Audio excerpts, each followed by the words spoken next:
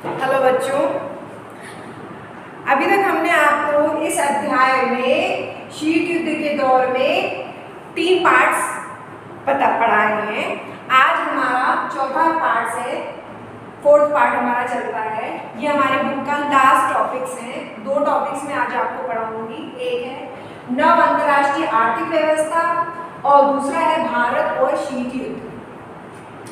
नव अंतर्राष्ट्रीय आर्थिक व्यवस्था, नव ये व्यवस्था जो है इसको नियो भी कहते हैं।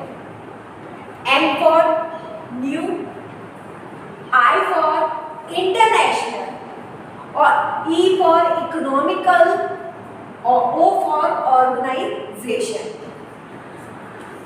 ये जो नव अंतर्राष्ट्रीय आर्थिक व्यवस्था है ये जो छोटे देश थे, जो उपनिवेशिक देश थे, जिनका विकास सही तरीके से नहीं हो पाया था, उनके विकास के लिए बनाई गई थी। और ये इसकी शुरुआत हुई थी 1972 में। किसने की थी? यूएनओ के व्यापार और विकास से संबंधित सम्मेलन में हुई थी। ठीक है, यूएनओ के व्यापार और विकास से संबंधित एक सम्मेलन रखा गया था, जिसमें इसकी शुरुआत हुई थी। कब हुई थी? 1972 को। इस सम्मेलन का नाम जो था United national conference on trade and development है। इसको हम इंग्लिश में इसका नाम पूछा जाए तो इस सम्मेलन का नाम क्या था? United Nations conference on trade and development है, जिसे हम शॉर्ट फॉर्म में वो कह सकते हैं अंकटाड। एग्जाम में आपसे कभी कभी पूछा जाता है अंकटाड किसे कहा जाता है, आप यहाँ पर बता सकते हैं कि अंकटाड है।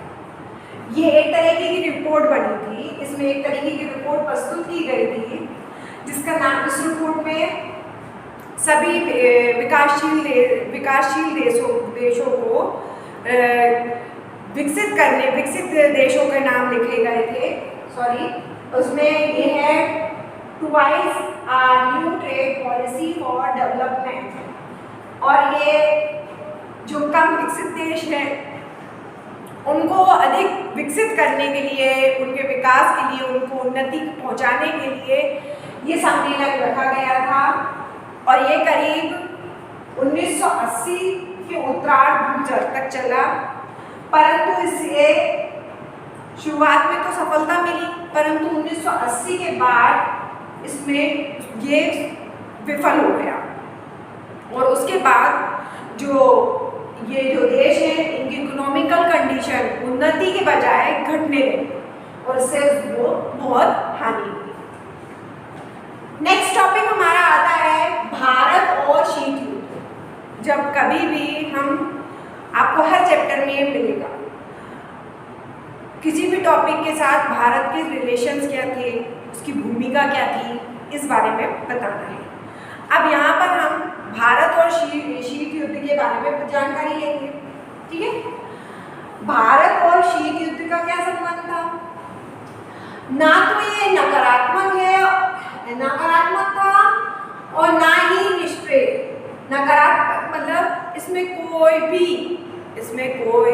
नेगेटिविटी नहीं थी, और निष्क्रिय भी नहीं था।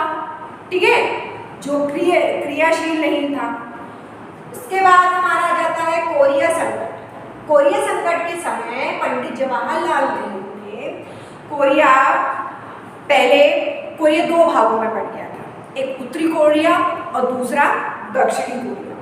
तो दक्षिणी कोरिया का समर्थन करके नेहरू जी ने वहां पर लोकतंत्र व्यवस्था कायम की।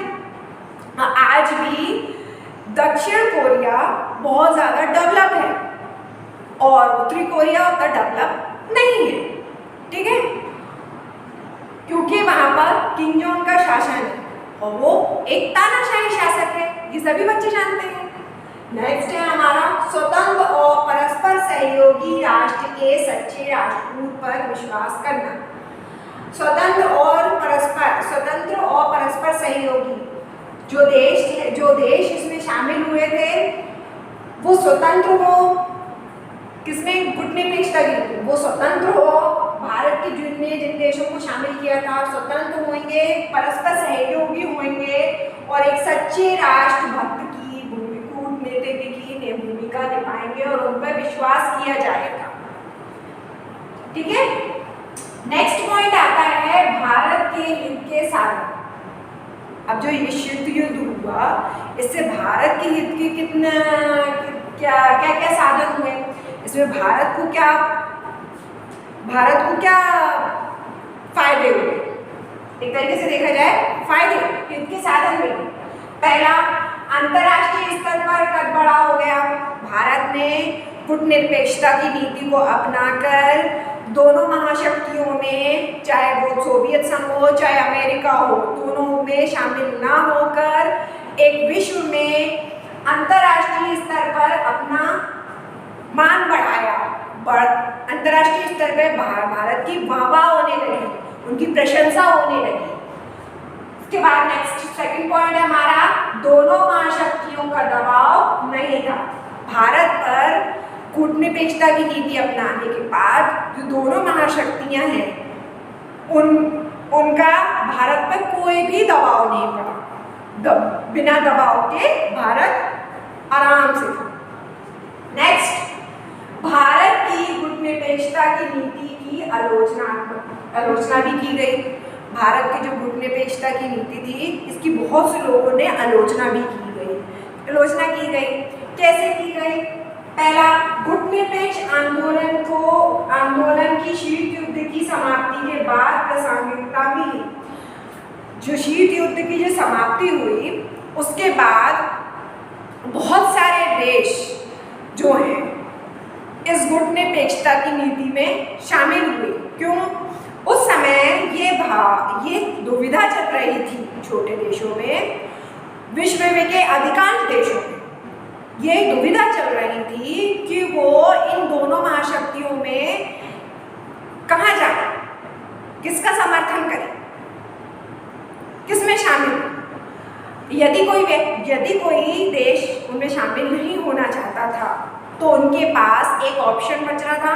तीसरा ऑप्शन वो था गुटनिरपेक्षता की नीति। तो जो देश इन दो महाशक्तियों से अलग रहना चाहते थे, उनको ये भय था, वो युद्ध नहीं चाहते थे, शांति बनाए रखना चाहते थे, समझौते की विश्व में समझौते की स्थिति बनाए रखना चाहते थे, इसके विश्व के विकास, अपने देश के विकास के लिए उन लोगों ने ये गुटनिरपेक्षता की नीति में शामिल हो गए। एक बात और बता दूं बच्चों, जो हमारा अमेरिका, जो पश्चिमी अमेरिका है, मैं यहाँ यूज कर रही हूँ बोर्ड का, जो हमारा पश्चिमी अमेरिका है इसको प्रथम दुनिया कहा जाता है, पहली दुनिया के देश कहा जाता है। जो पश्चिमी अमेरिका के जो देश हैं उन्हें हम पहली दुनिया के देशों में गिनते हैं। ठीक है, और पूर्व के जो देश हैं, विश्व के जो पूर्वी देश हैं, वो सोवियत संघ में जो शामिल हो गए थे उन्हें हम दूसरी दुनिया के देश कहते हैं। ठीक है, उसे हम दूसरी दुनिया के नाम से जानते हैं। और तीसरा जो है, जो गुटनिरपेक्षता की नीति में शामिल हो गए थे उन्हें हम तीसरी दुनिया कहते हैं। जो देश गुटनिरपेक्षता की नीति में शामिल हो गए थे उन्हें हम तीसरी दुनिया के देश कहते हैं। इस तरीके से आप लोगों का जो शीत युद्ध का दौर था, मैंने आपको इस चैप्टर में पूरी तरह समझाने की कोशिश की है।